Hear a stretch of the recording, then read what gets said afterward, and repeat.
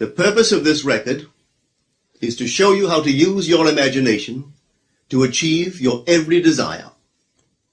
Most men are totally unaware of the creative power of imagination and invariably bow before the dictates of facts and accept life on the basis of the world without. But when you discover this creative power within yourself, you will boldly assert the supremacy of imagination and put all things in subjection to it.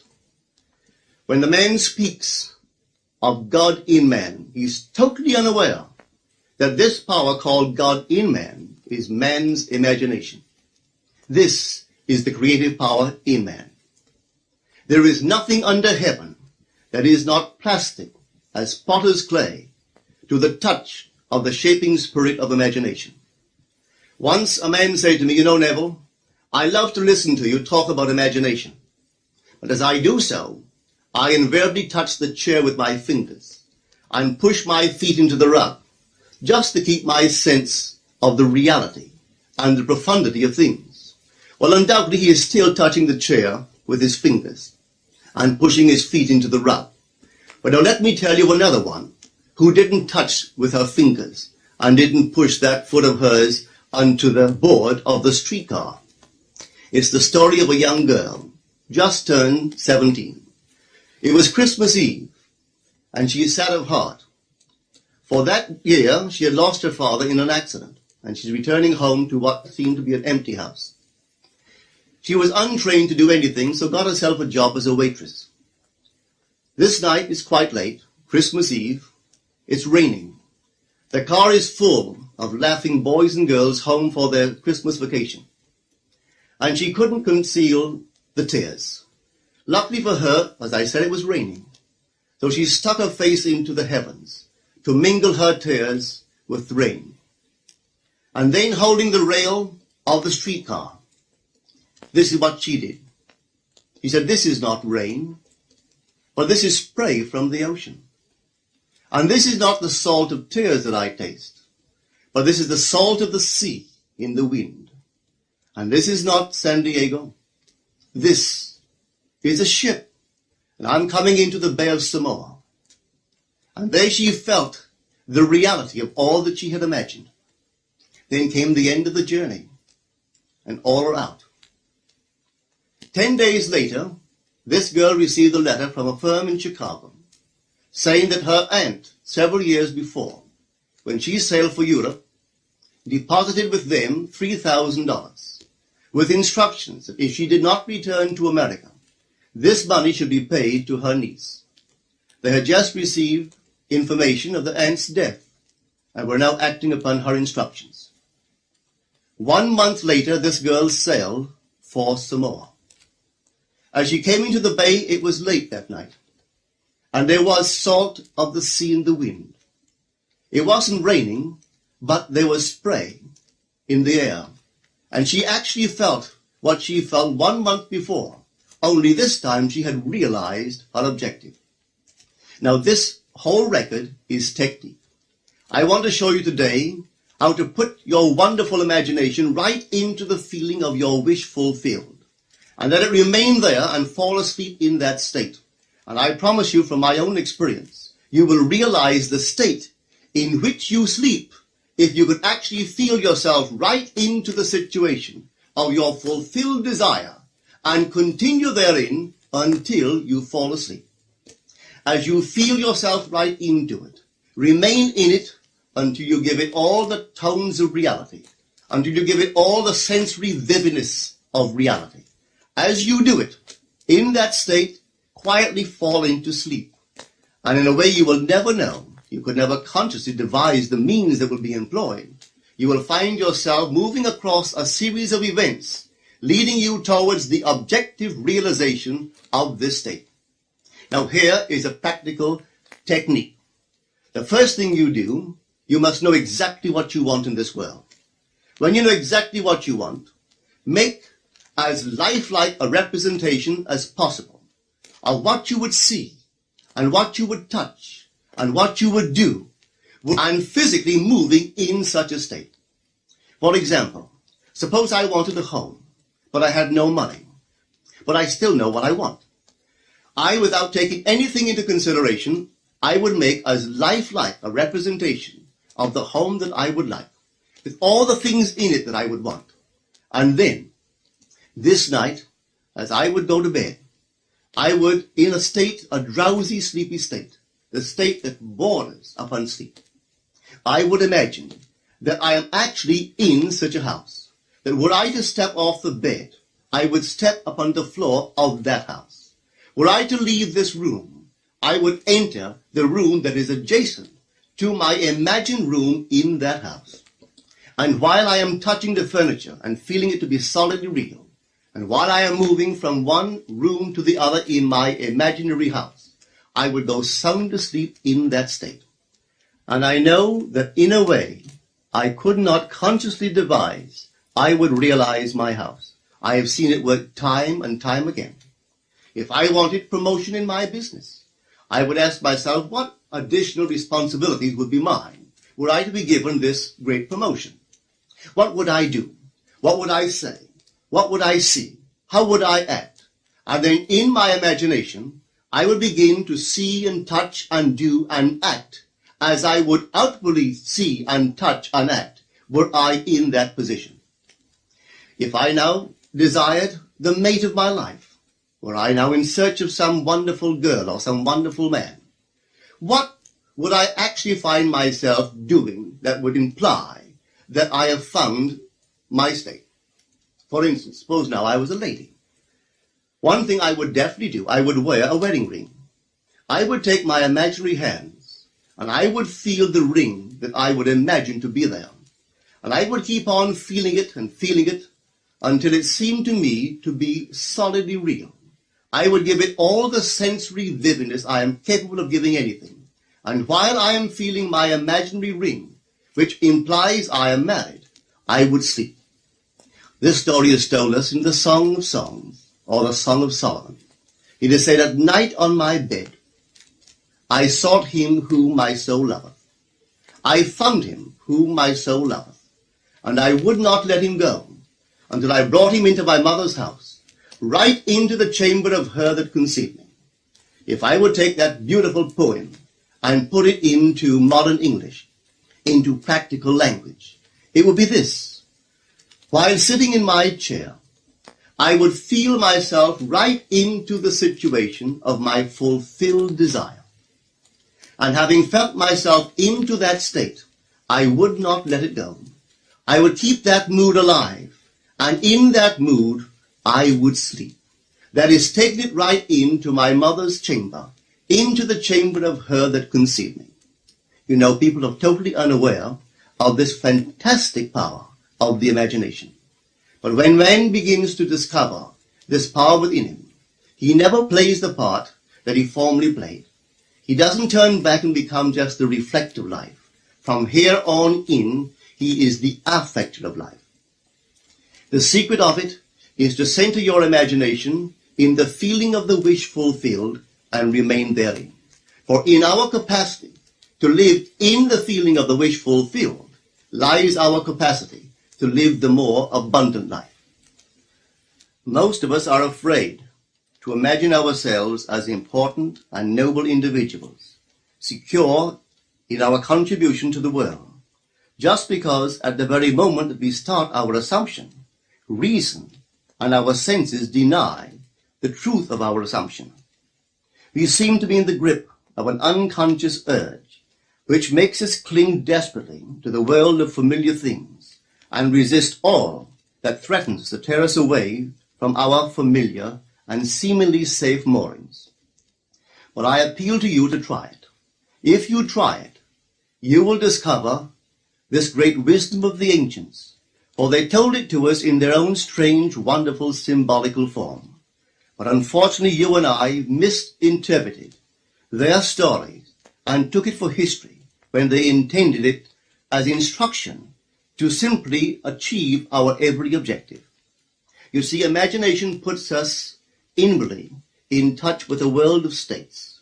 These states are existent, they are present now, but they are mere possibilities while we think of them. But they become overpoweringly real when we think from them and dwell in them. You know, there's a wide difference between thinking of what you want in this world and thinking from what you want. Let me tell you, when I first heard of the strange and wonderful power of the imagination, it was in 1933 in New York City. An old friend of mine taught it to me. He turned to the 14th of John, and this is what he read. In my Father's house are many mansions. If it were not so, I would have told you. I go to prepare a place for you. And if I go and prepare a place for you, I will come again and receive you unto myself, that where I am, there ye may be also. He explained to me that this central character of the Gospels was human imagination. That mansion was not a place in some heavenly house, but simply my desire. If I would make a living representation of the state desired, and then enter that state and abide in that state, I would realize it. At the time, I wanted to make a trip to the island of Barbados in the West Indies, but I had no money. He explained to me that if I would that night, as I slept in New York City, assume that I was sleeping in my earthly father's house in Barbados, and go sound asleep in that state, that I would realize my trip. Well, I took him at his word and tried it. For 1 month, night after night, as I fell asleep, I assumed I was sleeping in my father's home in Barbados. At the end of my month, an invitation from my family came, inviting me to spend the winter in Barbados. I sailed for Barbados the early part of December of that year. From then on, I knew I had found this Savior in myself. The old man told me that it would never fail. Even after it happened, I could hardly believe that it would not have happened anyway. That's how strange this whole thing is. On reflection, it happens so naturally. You begin to feel or to tell yourself, well, it would have happened anyway. And you quickly recover from this wonderful experience of yours. It never failed me if I would give the mood, the imagined mood, sensory vividness. I could tell you unnumbered case histories to show you how it works. But in essence, it's simple. You simply know what you want. When you know what you want, you are thinking of it. That is not enough. You must now begin to think from it. Well, how could I think from it? I am sitting here, and I desire to be elsewhere. How could I, while sitting here physically, put myself in imagination at a point in space removed from this room and make that real to me? Quite easily. My imagination puts me in touch inwardly with that state. I imagine that I am actually where I desire to be. Now, can I tell that I am there? There is only one way to prove that I am there. For what a man sees when he describes his world is as he describes it relative to himself. So what the world looks like depends entirely upon where I stand when I make my observation. So if, as I describe my world, it is related to that point in space I imagine that I am occupying, then I must be there. I am not there physically, no, but I am there in my imagination, and my imagination is my real self.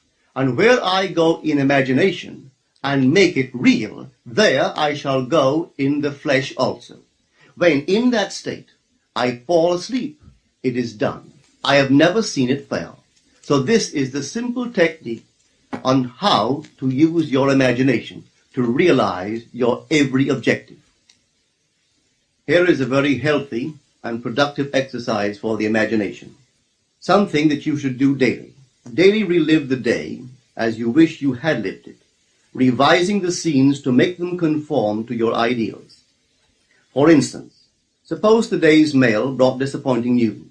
Revise the letter. Mentally rewrite it and make it conform to the news you wish you had received. Or suppose you didn't get the letter you wish you had received. Write yourself the letter and imagine that you received such a letter. Let me tell you a story that took place in New York not very long ago. In my audience sat this lady who had heard me numberless times. And I was telling the story of revision, that man, not knowing the power of imagination, He goes to sleep at the end of his day, tired and exhausted, accepting as final all the events of the day. And I was trying to show that man should, at that moment, before he sleeps, he should rewrite the entire day and make it conform to the day he wished he had experienced. Here is the way a lady wisely used this law of revision. It appears that 2 years ago, she was ordered out of her daughter-in-law's home. For 2 years, there was no correspondence. She had sent her grandson at least 24 presents in that interval, but not one was ever acknowledged. Having heard the story of revision, this is what she did. As she retired at night, she mentally constructed 2 letters. One she imagined coming from her grandson, and the other from her daughter-in-law. In these letters they expressed deep affection for, and wondered why she had not called to see them. This she did for 7 consecutive nights, holding in her imaginary hand the letter she imagined she had received, and reading these letters over and over until it aroused within her the satisfaction of having heard. Then she slept. On the 8th day, she received a letter from her daughter-in-law. On the inside there were 2 letters, one from her grandson and one from the daughter-in-law. They practically duplicated the imaginary letters that this grandmother had written to herself 8 days before. This art of revision can be used in any department of your life. Take the matter of health. Suppose you were ill. Bring before your mind's eye the image of a friend. Put upon that face an expression which implies that he or she sees in you that which you want the whole world to see. Just imagine he is saying to you that he has never seen you look better, and you reply, I have never felt better. Suppose your foot was injured. Then do this. Construct mentally a drama which implies that you are walking, that you're doing all the things that you would do if the foot was normal, and do it over and over and over until it takes on the tones of reality. Whenever you do in your imagination that which you would like to do in the outer world, that you will do in the outer world. The one requisite is to arouse your attention in a way and to such intensity that you become wholly absorbed in the revised action. You will experience an expansion and refinement of the senses by this imaginative exercise, and eventually achieve vision in the inner world. The abundant life promised us is ours to enjoy now, but not until we have the sense of the Creator as our imagination can we experience it. Persistent imagination, centered in the feeling of the wish fulfilled, is the secret of all successful operations. This alone is the means of fulfilling the intention. Every stage of man's progress is made by the conscious, voluntary exercise of the imagination. Then you will understand why all poets have stressed the importance of controlled, vivid imagination. Listen to this one by the great William Blake. In your own bosom you bear your heaven and earth, and all you behold, though it appears without, it is within, in your imagination, of which this world of mortality is but a shadow. Try it, and you too will prove that your imagination is the Creator.